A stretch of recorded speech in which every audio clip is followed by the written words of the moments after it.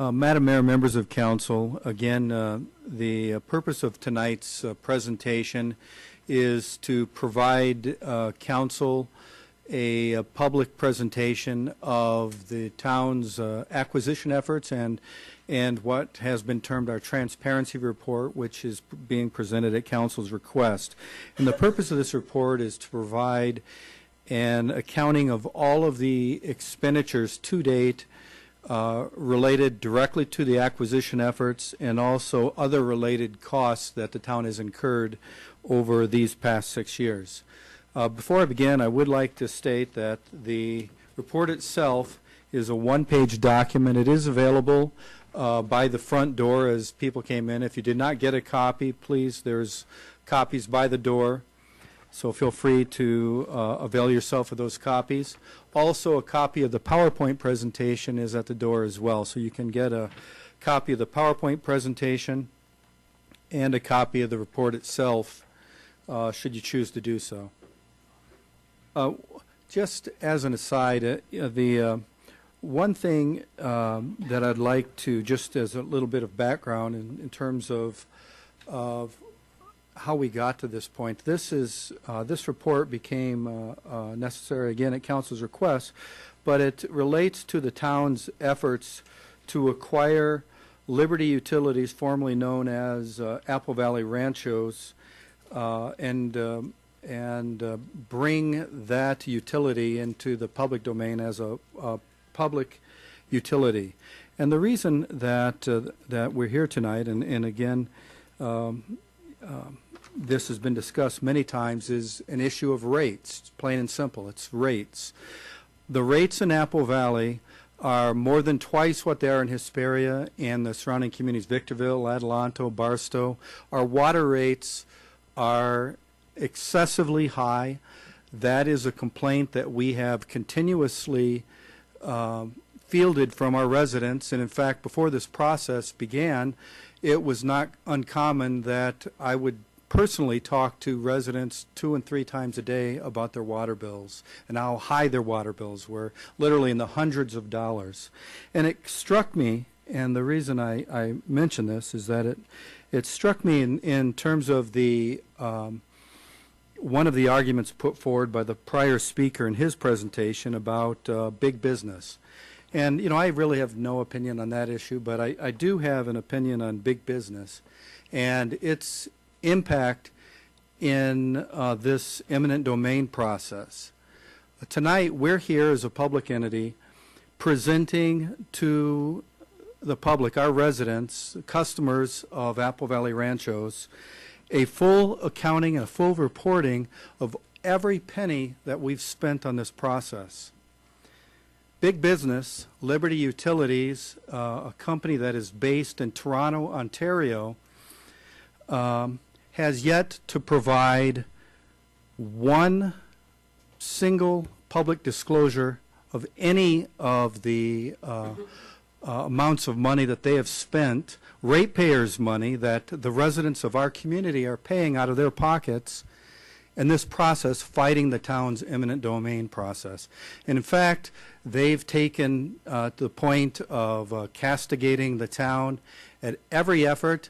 Hiring a public relations firm was hired surrogates in the community. I'm sure we'll hear from some of those tonight that have attempted to castigate and undermine and undercut the town's eminent domain process at every turn. Again, our process is transparent. We're here reporting to the public, to council, to the public, to our community, every dollar that we've spent, every dollar. And it would be very interesting to receive any form of disclosure, and I'd welcome that disclosure from anyone from Liberty Utilities. So with that, what I'd like to do real quickly is go through the report and then respond to any questions that council may have. Again, this report is brought forward at council's request. The report itself, and I have to mention this because of a prior comment by one of Rancho surrogates about the readability of the visual aid that I've included in this slide.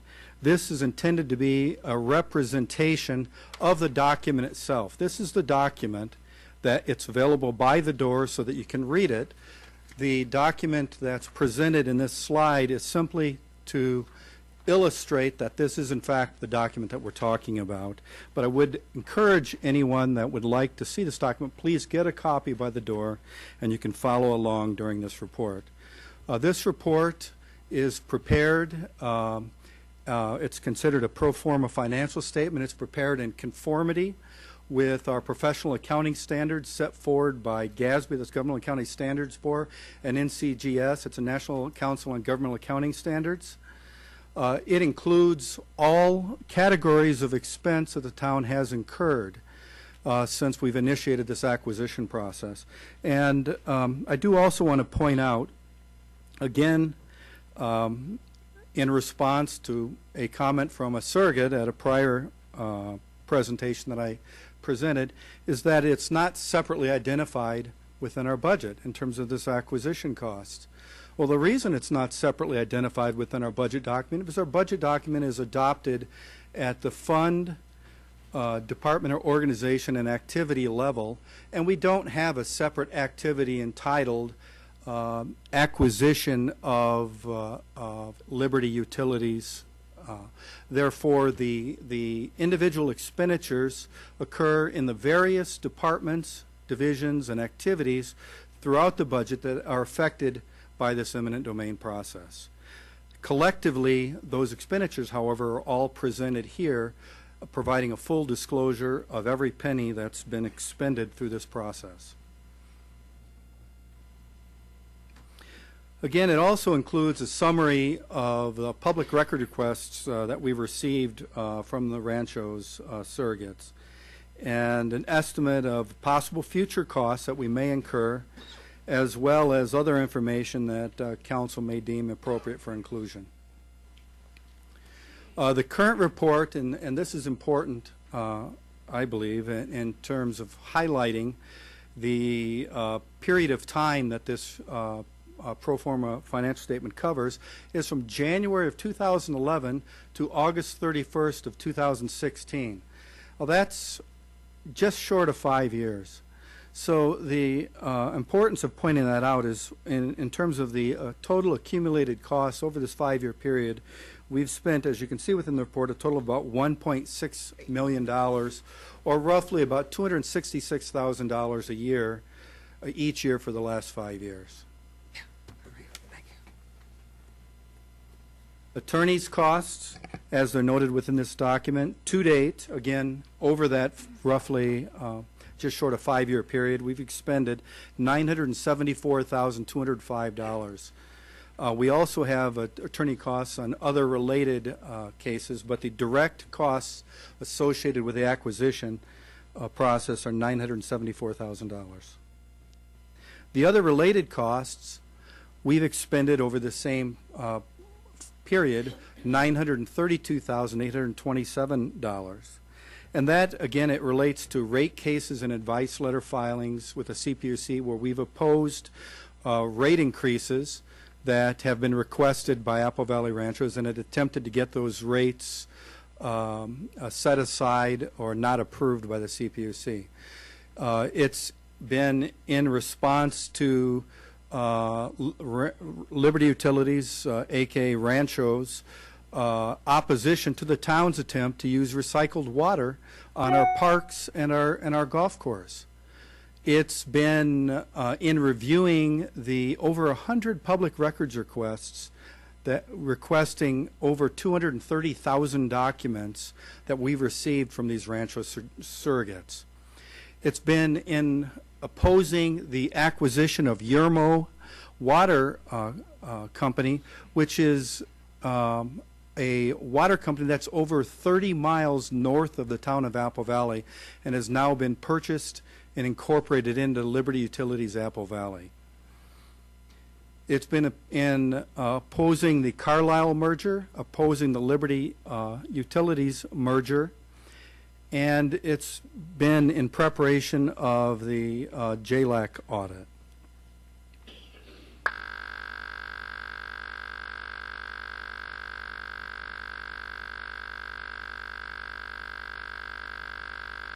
So again, going through each of these components, I apologize for that buzzing sound. I don't know what's causing that.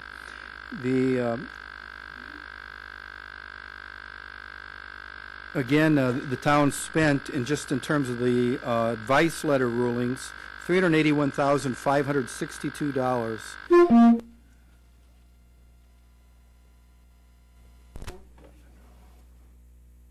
You want to re-kick it off? Excuse me for one moment. We'll re-kick off the slide presentation. Go ahead. Take your time. Yep, let's go back one. Okay. That's fine. Thank you. So in imposing the rate case filings of Rancho's, advice letter rulings, we have spent $381,562 in attorney's costs over this period of time. In fighting the town's right to use recycled water, which is water that's paid for by the town's residents, once it becomes available, the town has spent so far $63,566. Again, AVR, Apple Valley Ranchos, aka Liberty Utilities, has threatened to sue the town if the town attempts to use the recycled water without giving the water to Ranchos and allowing them to sell it with a markup back to the town and its residents when those sub-regional water treatment facilities come online next year. We've spent a total of $165,995 in attorney's fees and a total of $277,420 responding to the public records requests that were related to Ranchos, and have provided over 247,000 documents in that effort.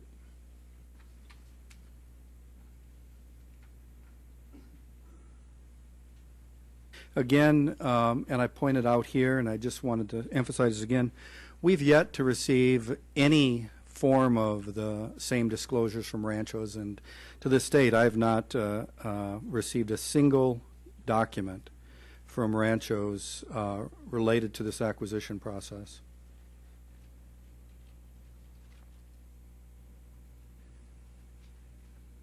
Related to fighting the Ranchos, aka Liberty Utilities, purchase of the Yermo water system, the town has spent $32,653 fighting that effort.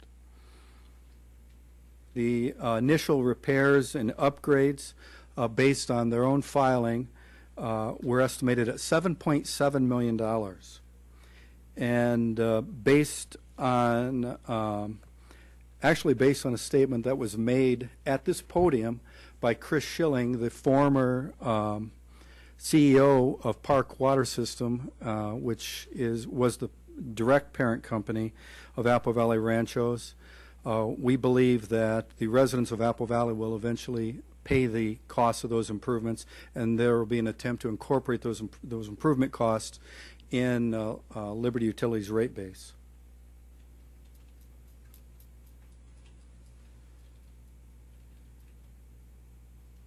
The town has also spent $154,277 fighting the sale of Apple Valley Ranchos to the Carlyle Group, which was a Washington-based hedge fund, and that hedge fund is the largest hedge fund in the entire world, which they held the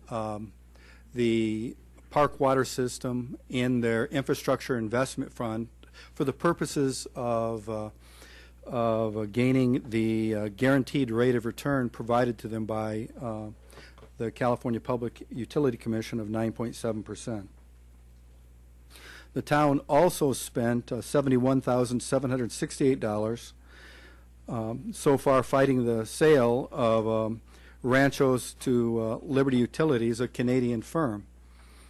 And as part of that, when it was sold to Liberty Utilities, the Park Water Company is actually composed of three systems. It's a mountain water system, Apple Valley Ranchos, and their Park Water System, which serves 7 communities along the I-10 corridor in LA County. Each of those three systems are approximately the same size. 1/3 of that Park Water Company has recently, the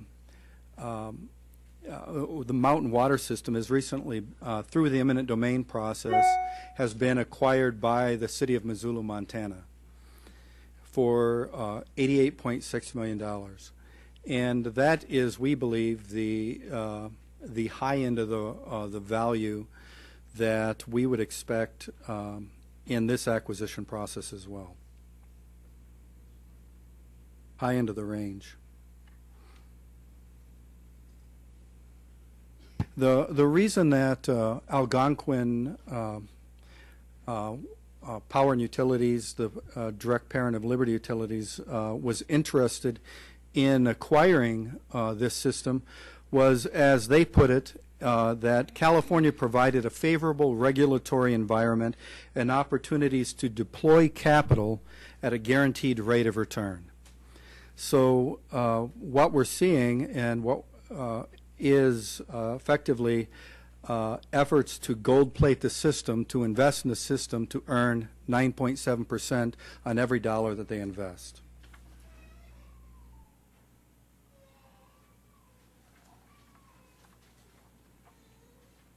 So again, this is a simple representation of the $932,827 spent in attorney fees and showing where those dollars have been expended.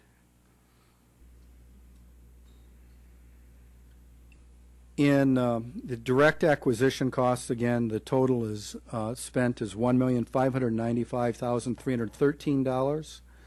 That includes the attorney's costs, as we just discussed, appraisal costs, which we've expended $127,000, other consultants' costs, where we've expended $123,000, public information costs of just under $198,000, other miscellaneous costs, which is a grouping of several categories of expense, including the informational ads that the town has printed, public records requests that are not included in that total, again, is the $277,000 that the town has expended.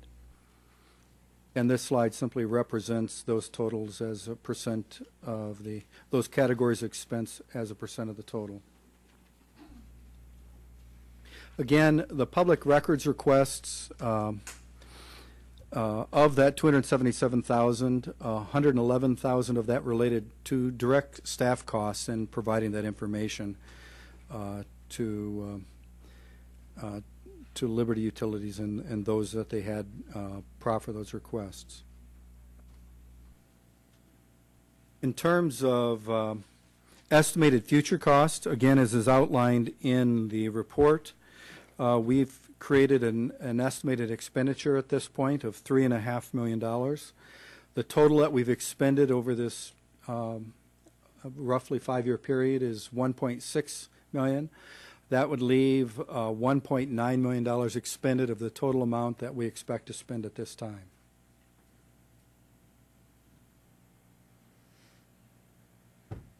And this is simply a slide, again, provided for informational purposes, which outlines the cost of water that the town currently pays for municipal operations. The town has a total of 85 accounts. That's accounts for irrigation purposes and for use of water within our municipal facilities. And for all of those water uses, the town has expended a little under $703,000. Cost per billing cycle, there's 6 billing cycles a year of roughly $117,000.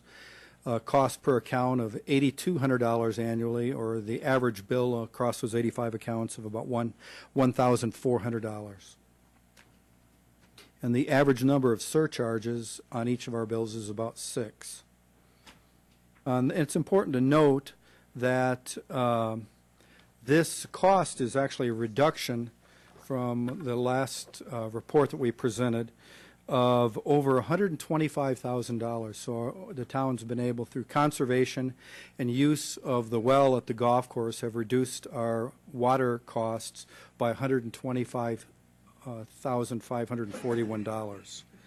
And unfortunately for many residents in the community, as we've discovered and as they've told us, throughout this process, even with conservation, it's the more you save, the more you pay.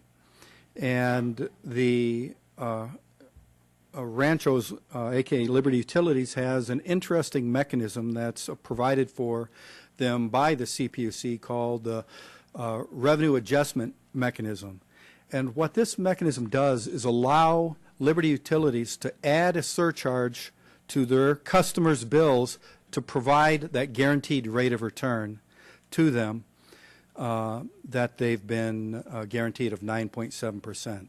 So whenever they don't meet that revenue requirement that they've been guaranteed by the CPUC, they're able to add a surcharge to increase your bill to guarantee that they will in fact receive those funds. And I've provided this slide previously, but this is a slide out of the Investors Day presentation for Liberty Utilities. And that is Greg Sorensen, who's the president of Liberty Utilities, in that slide. And what he's presenting here, again, is what's in store for this community in the future. And what's in store for the community, as you can see within the slide that he's discussing right there, is 14% increases. One of the things that our residents may or may not be aware of is that Liberty Utilities provides a rate case to the CPUC for consideration on a 3-year cycle. That 3-year cycle comes up this November. And I guarantee you that that rate that they'll be asking for will be just in line with what you're seeing on this slide. Increases of 14%, where at the bottom of the slide, if you can't read that, it says an increase in operating profit of $18.8 million going into Liberty Utilities' pocket by 2020. So that's where your dollars will be expended in this community. That concludes my transparency report, and I'd be more than happy to answer any questions that you may have. Thank you, Mr. Puckett. Do we have questions, Council? What? What are you saying? No, Councilman Bishop, go ahead. No, I'm sorry. I thought. You're good. Go. Thank you, Mark. I think it's Yes, thank you. critical that everybody understands that this council asked for these transparency reports. And I'm sure this is nothing, I mean, this is what the mayor is going to be saying here in just a second. We wanted to make absolutely sure for all the citizens of our great community that they had these numbers. These numbers are not new. You've been telling us these numbers for quite a while. Of course, obviously, as time goes, they're growing. I wish this thing was over and done with, but it's not. We're going to get fought, in my opinion, at every turn of the way, and these numbers are going to keep changing. But I just hope that everybody in our community, this is a lot to digest. And for us who've been receiving it for a while, you know, we pretty much have this down pat. But people are going to say, well, why are we involved with URMO? And we're going to say, because we didn't want to see Apple Valley ratepayers paying for URMO 30 miles to the south. Because that is what, you're absolutely right, they stood at that podium and said that to us.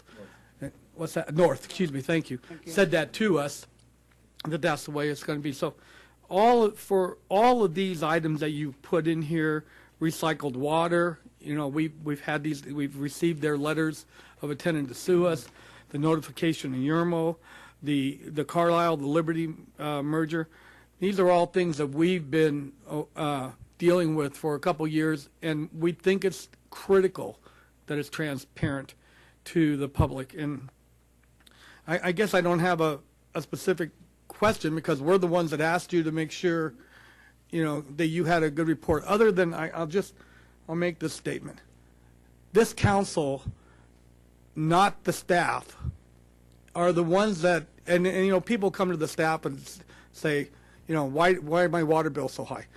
If you think you've been talked about 3 times a day, I can't tell you how many times we've been stopped at the grocery store, stopped at our favorite restaurant, or stopped at the car wash, or stopped picking up our kids at school or wherever, what are you going to do about our water rates that's driving us out of the town? If people have a problem, this is what the council's for. It is very difficult for me to see a group of people backed by a private foreign company go after our staff, both publicly and in the newspaper. So I just thank you for what you've done, and you've been doing it at the request of this town council, and I think you've done a tremendous job. Thank you, Councilman. Councilman Cusack? Yeah, I mean, it's critical for our community, and we've spoke at the realtors boards, we spoke at different events and talked to a lot of people about the rates. I actually ran into a man today, and he moved from Redlands. He goes, "Why is the water rate so high here?" And told him what we were working on to try to stabilize the rates.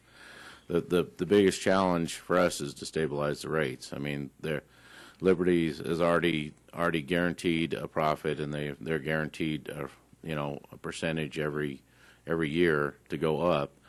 If we don't acquire the rancho, the water company now, we're not going to be able to help our residents, with the water rates going higher and higher, and we just won't be able to do anything as a community. We won't have industry, we won't have, people will just start moving out. So we have to do something now. We have to do it.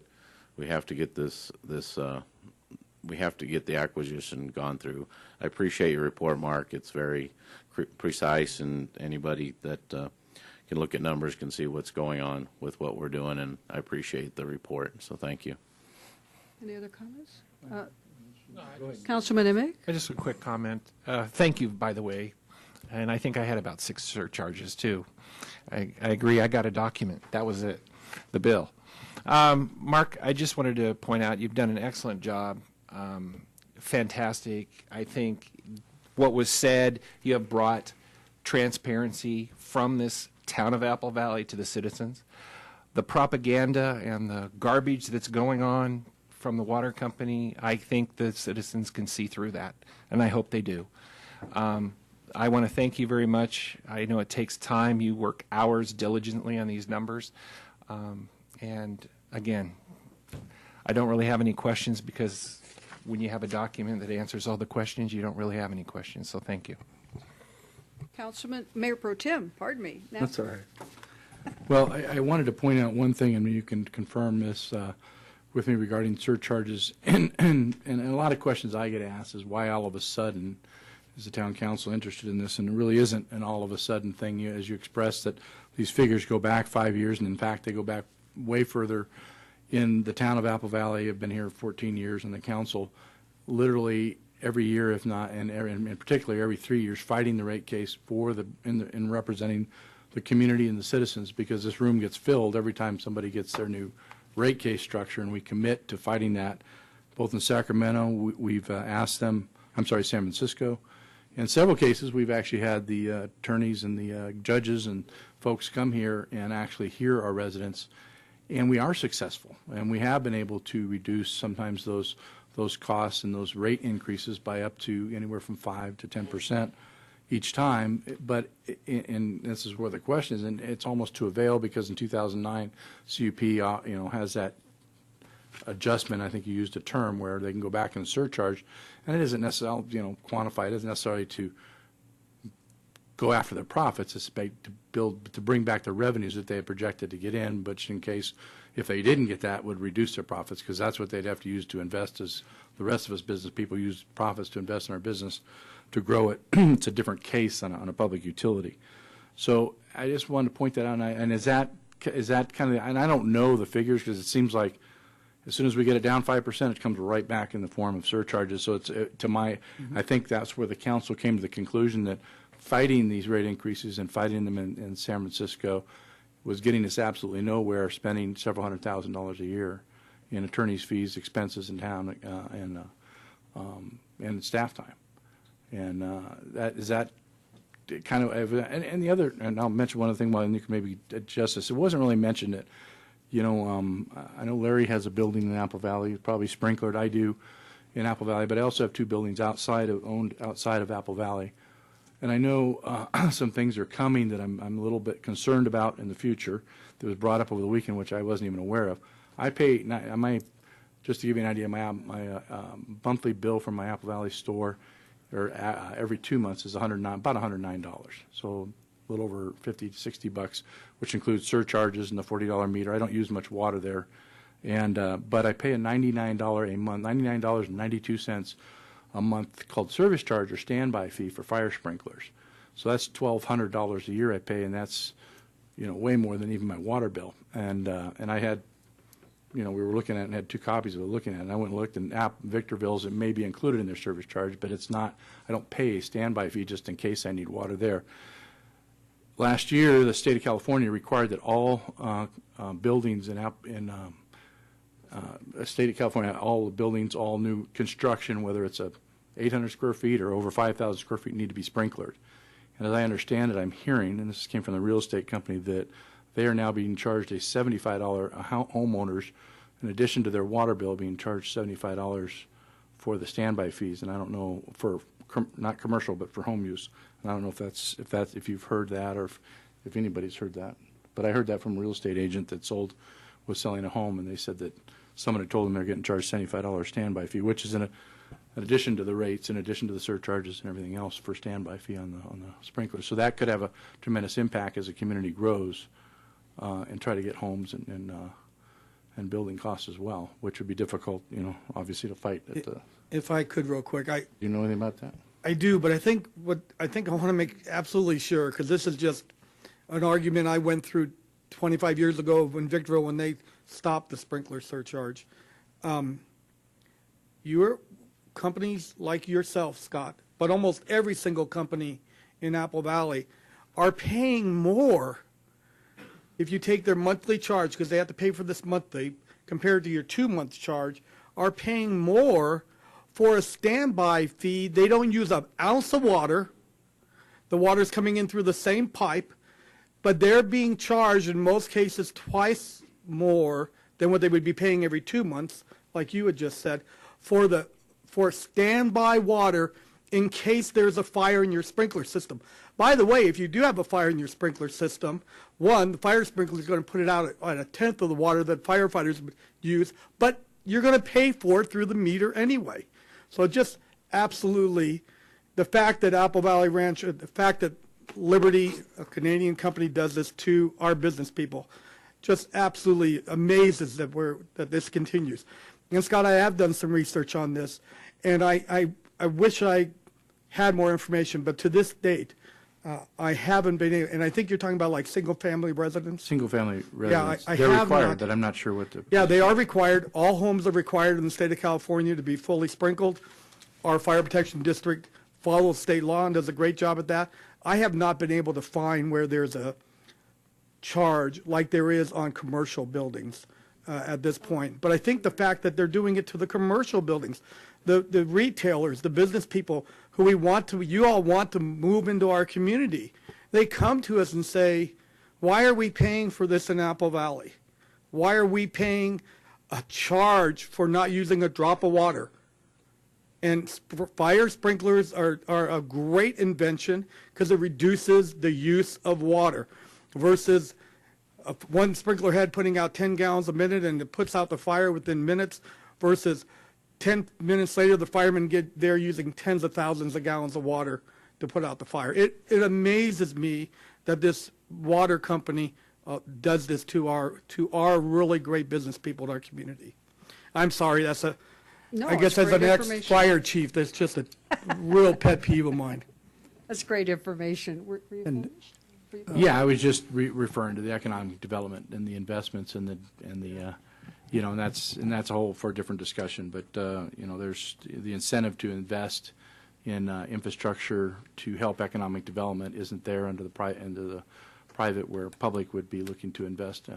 Specifically North Apple Valley and some of the other industrial areas. But then we get feedback from our industrial users that over the fire sprinkler issues and the amount of cost to bring in the infrastructure and how it's calculated in. And so our industrial areas sit vacant.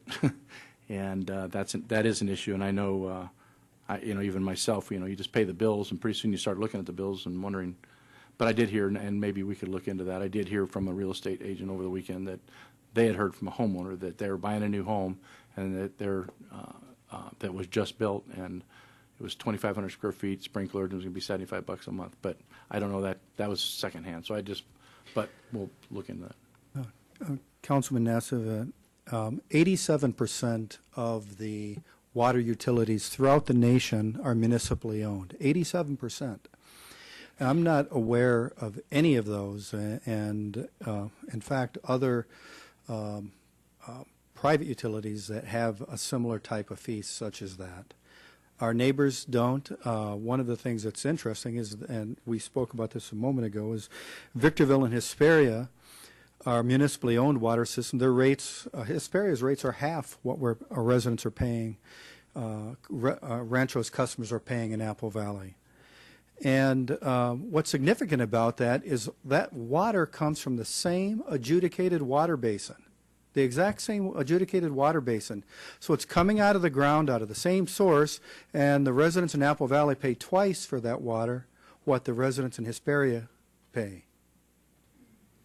And to me, I think that's unconscionable, and that's what's led us to this process. As we've seen, Liberty Utilities spends freely in opposing our effort, and we've seen that, and every resident sees that continuously, even now through their mailers they're providing. In this most recent effort, there's a lot of mail that's being circulated about a ballot measure in November. And if anyone wants to know who's behind that, they just read the bottom of it here. It says sponsored and funded by Liberty Utilities. So it's important that people understand what's, what the town, or why the town entered into this process, why the town entered into this eminent domain process, and what the arguments are for acquisition of the water system, and why it is that we believe it's so important to bring it into public ownership.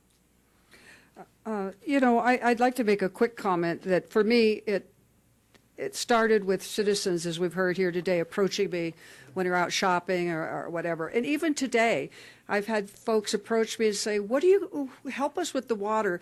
Because they're not involved in government. They don't come to council meetings or don't really want to get involved, which is fine, but they're not aware of the process and what we're doing. So they'll approach me and say, I've got to get some relief from my water bill. And as you've heard tonight, that 40% or 45 or more than 50% that we're paying for the same water, and I challenge you to drive to Hesperia, drive to Victorville, and see all the areas and the homes that still have lawn. My water bill last year, conserving, was approaching $900 for 2 months in the summertime because I had lawn in front and lawn in back. And this year I've taken out everything. I spent several thousands of dollars, 2 years, 2 seasons, but front's gone, back's gone. It's all landscaped very nicely. And my bill this summer was about $320. But my dog has to pussyfoot around the lawn over the rocks. I really feel bad in a way. And part of it I did because of the drought. I thought, okay, it's the right thing to do. When the drought's over, I think I'll put a little patch back. So my yard looks beautiful, but there is no greenery anymore. And it's tough to take. And this battle is a tough issue. And I respect all sides on this, but I'm convinced the town is on the right path. It costs money. Nothing's free in life. You all know that. And we're in it to win it. And I can't put it more simply than that. And this transparency report is so that you all can understand what we're doing and where we're going. And we believe this is the right journey. Mark, we thank you very much for the report tonight, and we're going to move on to public comments. Thank you. Yeah.